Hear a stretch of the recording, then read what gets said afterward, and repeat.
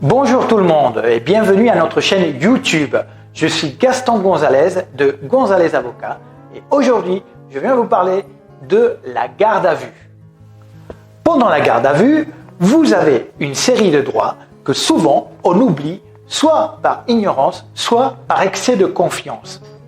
Quels sont donc ces droits dont je vous parle? Premièrement, le droit d'être assisté par un avocat.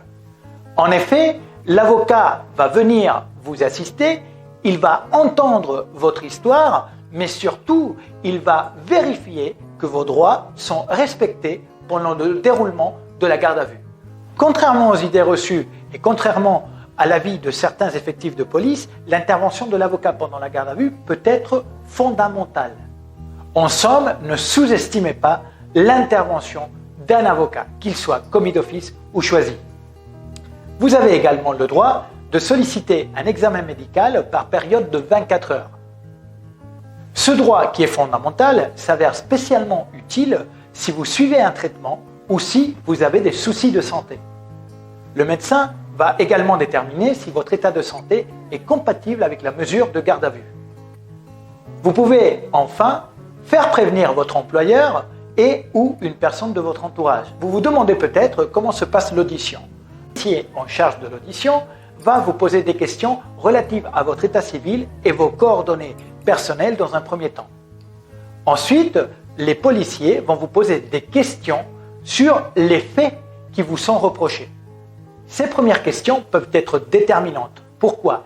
Peut-être vous vous trouvez entre deux domiciles où vous ne disposez pas d'un domicile fixe à la date de la garde à vue. Dans la mesure du possible, donnez au moins l'adresse d'une connaissance qui pourra certifier à la police que vous disposez de cette adresse. En effet, en droit pénal, la notion de domicile est fondamentale. Elle constitue la garantie de représentation la plus importante. Si le français n'est pas votre langue maternelle ou si vous vous débrouillez mieux dans une autre langue, n'hésitez pas à demander un interprète. Je vous conseille vivement de ne pas effectuer de déclaration tant que l'avocat n'est pas présent. Ensuite, l'avocat pourra formuler des questions. Ces questions peuvent porter soit sur des faits, soit sur des points de votre personnalité. Et ce, malgré la réticence de certains effectifs de police. Ces observations écrites vont, la plupart du temps, porter sur des points de procédure.